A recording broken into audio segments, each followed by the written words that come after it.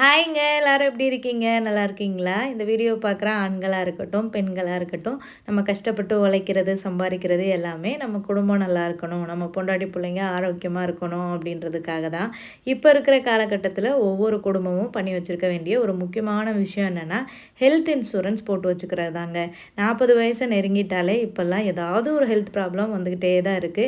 ஏன்னா இப்போ இருக்கிற லைஃப் ஸ்டைல் ரொம்ப மோசமாவே மாறிடுச்சு. ஸோ பிரைவேட் ஹாஸ்பிட்டல்ல நார்மலா ஒரு செக்கப்க்கு போனாலே எவ்வளோ செலவாகும் அப்படின்றது நம்ம எல்லாருக்குமே தெரியும்.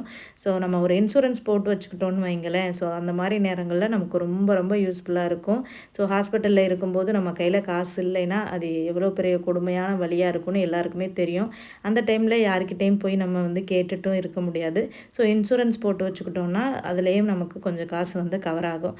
ஸோ இல்லைனா கவர்மெண்ட்லேயே பார்த்தீங்கன்னா காப்பீடு திட்டம்னு இருக்குது, அதுவுமே போட்டு வச்சுக்கலாம். ஸோ கண்டிப்பாக இன்சூரன்ஸ் எல்லாருமே எடுத்து வைங்க.